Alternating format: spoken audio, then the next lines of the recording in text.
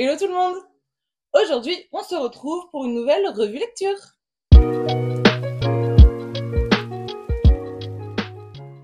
Et nous allons donc parler du Serpent et de la Mule de Marina Hemmel, qui a donc été publié aux éditions Plume du Web.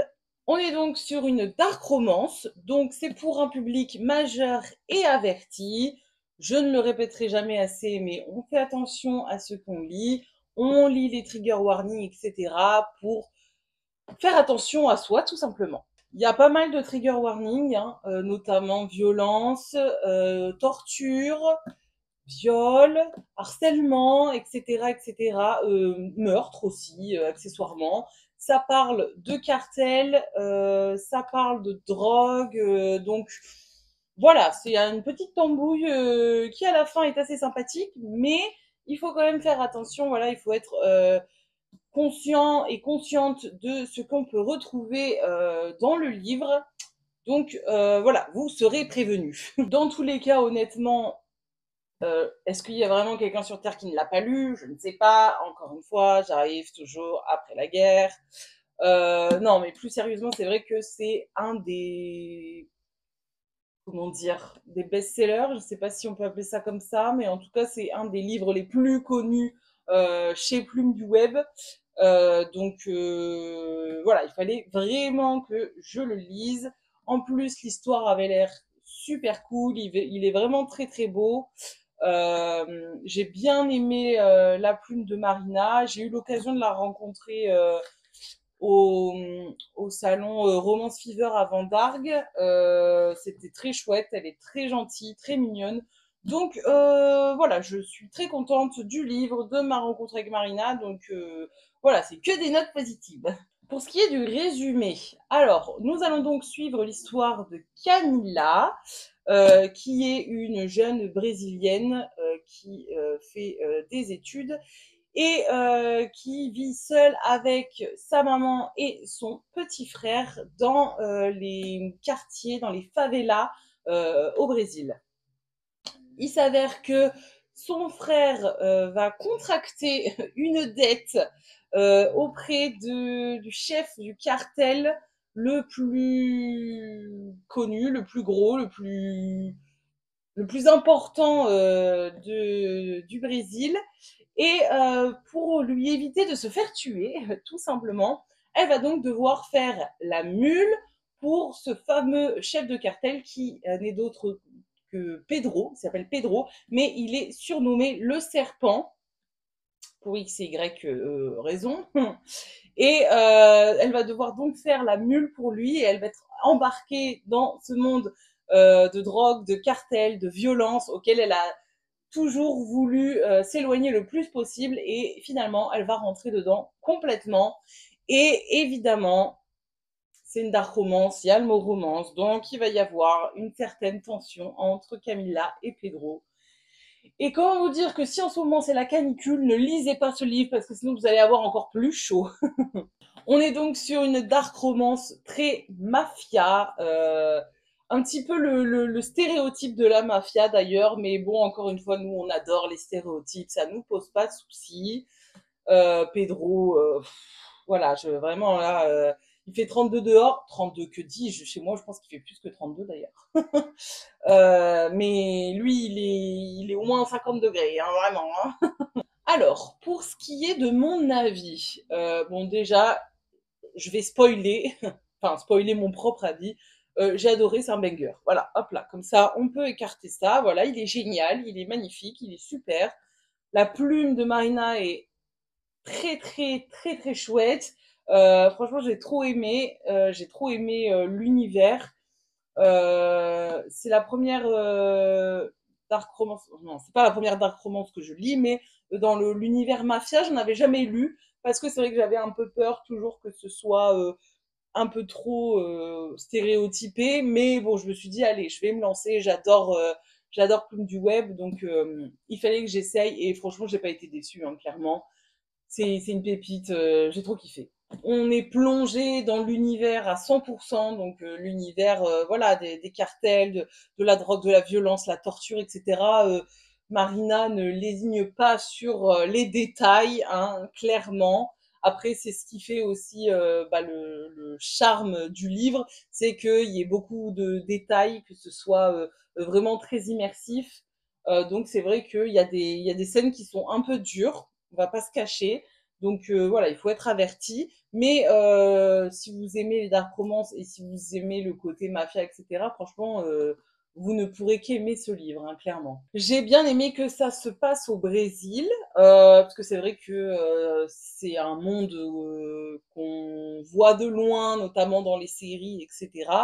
Mais du coup, voilà, j'ai bien aimé lire ça dans un livre. J'ai trouvé ça hyper sympa de voir aussi le contraste entre les favelas et la richesse, mais des cartels de drogue, hein, donc c'est de l'argent sale, hein, clairement.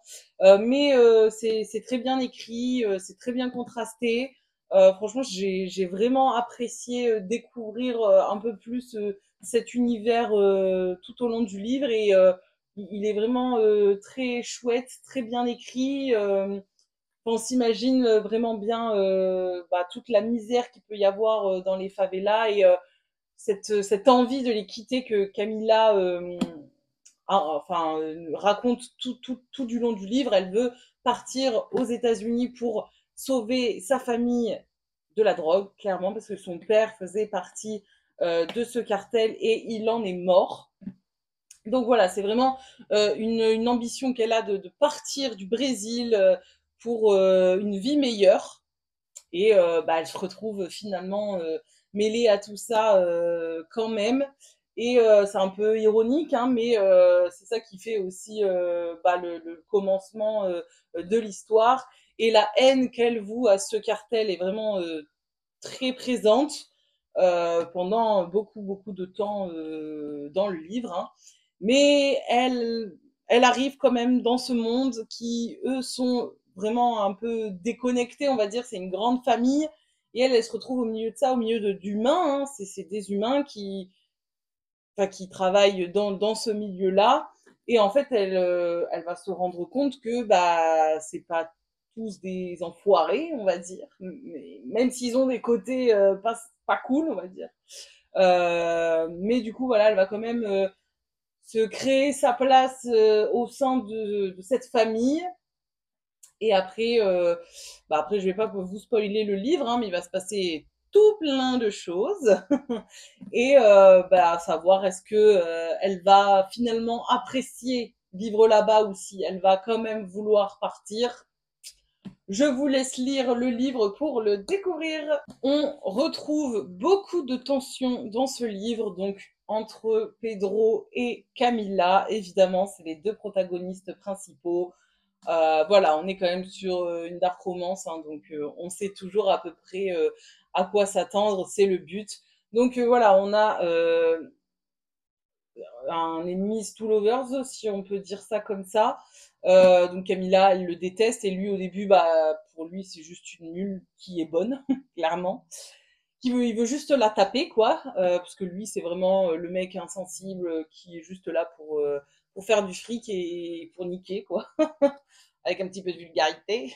Et elle, elle le hait, hein, clairement, elle le déteste parce que il la retient captive, il retient aussi son frère. Enfin voilà quoi. Son père est mort pour ce cartel, donc vraiment elle voue une haine intense au cartel et à Pedro.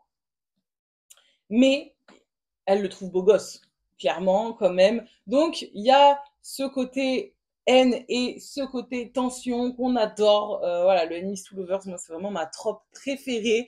Et là-dedans, il est fou, il est vraiment bien écrit. Donc, ça, c'était vraiment chouette. Ce que j'ai bien aimé, c'est que ce soit pas édulcoré. C'est-à-dire que Marina décrit le cartel comme un vrai cartel, pas c'est pas comment dire, c'est romantisé un petit peu évidemment, mais il y a quand même beaucoup de violence. C'est très cru. Enfin voilà, c'est dangereux. Je veux dire, elle a pas trop mis ça de côté en disant oh là là les cartels c'est trop génial, hein. Non, il y a vraiment il y a de la violence, de la torture. Il y a également des violences sexuelles, agressions, etc.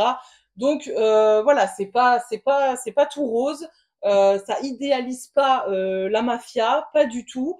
Mais du coup, voilà, il faut être prêt à plonger dans cet univers. Et le but, c'est pas du tout de romantiser tout ça, de dire ouais, c'est trop génial de vendre de la drogue. Wouhou! Pas du tout. Au contraire. Mais après, ça reste quand même de la romance. Donc, on s'attache au personnage, même si bon, il y en a certains, c'est des gros cons, hein, clairement, mais il y en a d'autres un peu moins et on s'y attache vraiment assez facilement, c'est vrai. Mais comme je le disais, ça reste des êtres humains qui sont là-dedans parce que soit ils sont nés dedans, soit ils sont tombés dedans pour de l'argent, etc. Donc, voilà, on arrive quand même, enfin, ils sont humains, hein, clairement, donc on arrive quand même à s'attacher à eux. Il y a quand même des thèmes assez profonds qui sont abordés dans le livre. C'est pas juste voilà du pampan, de la coke et de la baise, hein, clairement. Il y a bah voilà les thèmes de la famille. Qu'est-ce que on est prêt à faire pour sauver un membre de sa famille? C'est clairement ce que Camille a fait. Hein. Le terme du sacrifice, hein, parce qu'elle se sacrifie clairement pour pouvoir sauver son petit frère. Il y a aussi tout ce qui est culpabilité, les démons qu'on a à l'intérieur de nous, les traumatismes, avec notamment agression sexuelle et violence domestique, enfin violence faite aux femmes.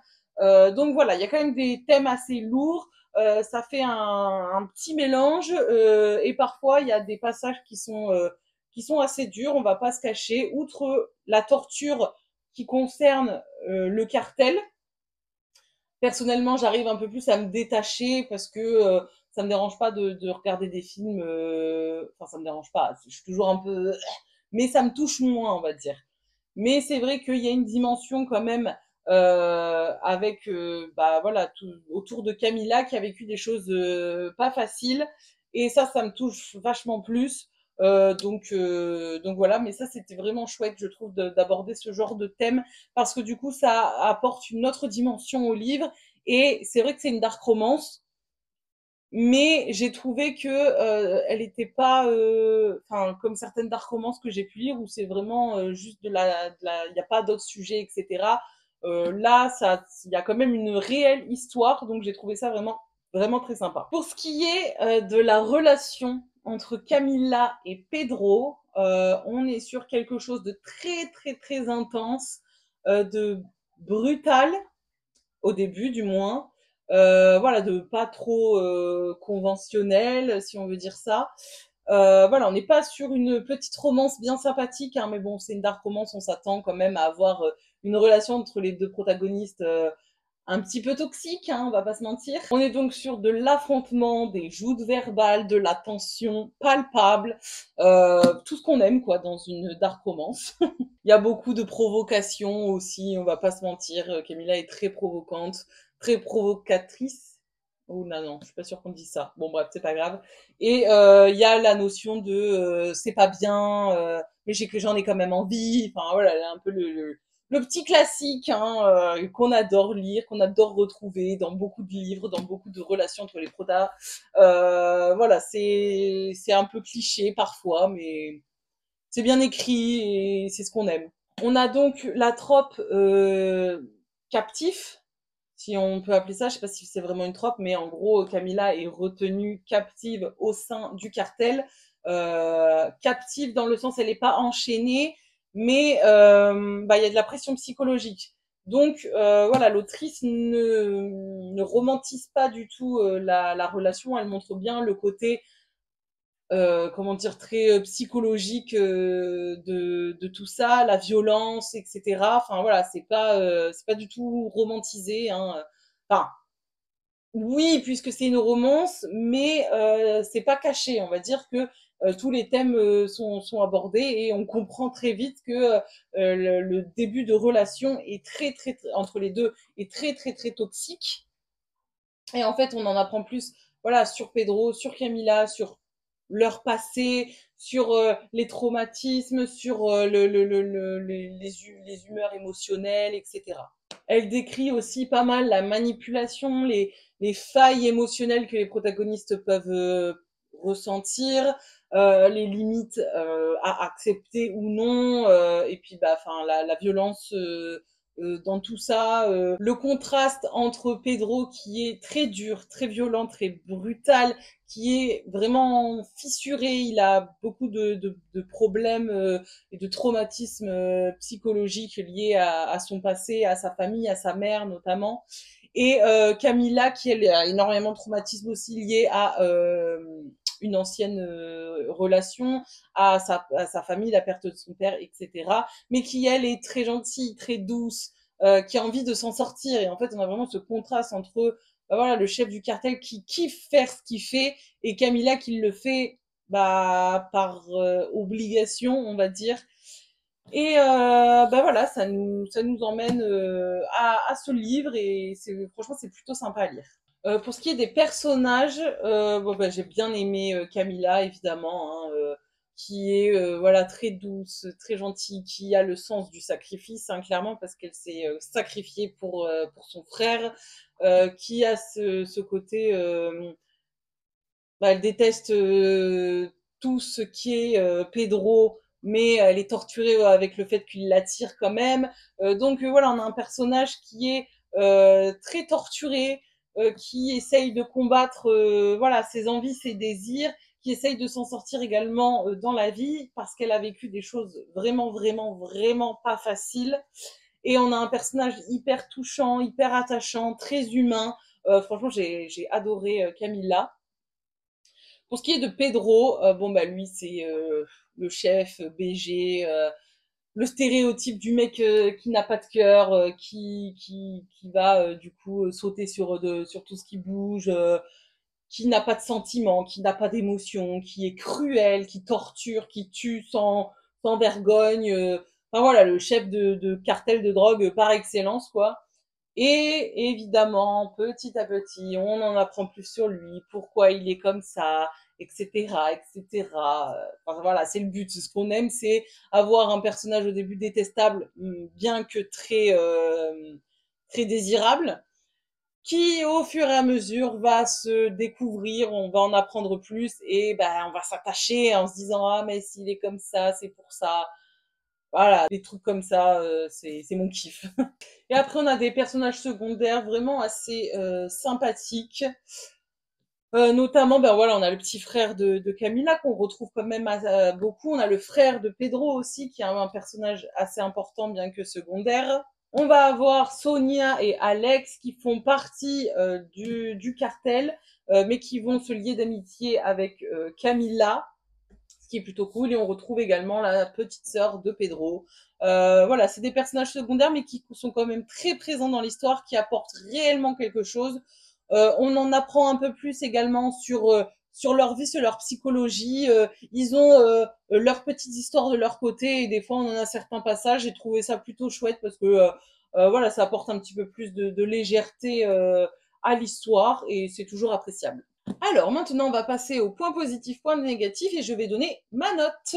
Alors, pour ce qui est des points positifs, je dirais que c'est l'immersion totale dans l'univers qui est vraiment chouette. La plume est très belle, c'est très bien écrit. On est plongé voilà, dans l'univers à 100%, donc ça pour moi c'est vraiment un très gros point positif. Ensuite, je dirais que c'est les personnages, parce ils sont très attachants. Que ce soit les personnages principaux, les personnages secondaires, ils sont bien écrits, la psychologie est bien développée, donc franchement rien à dire sur ça. La tension entre Camilla et Pedro, waouh. Franchement, j'ai rarement lu des livres avec autant de tension. Ça, c'est vraiment chouette. Honnêtement, c'est un truc que j'apprécie énormément. Quand voilà, c'est un peu lent et qu'il y a beaucoup de tension, ça monte crescendo jusqu'au moment où. Et moi j'aime bien. Honnêtement, moi j'aime bien. Et du coup, les thèmes abordés, notamment, bah voilà, le sacrifice familial, des thèmes un peu plus sombres comme bah voilà les traumatismes, etc. J'ai bien aimé les thèmes abordés. Je trouve que ça apporte réellement quelque chose à l'histoire. Pour ce qui est des points négatifs, honnêtement, j'en ai qu'un seul. C'est pas très grave. C'est juste que j'avais deviné le plot twist.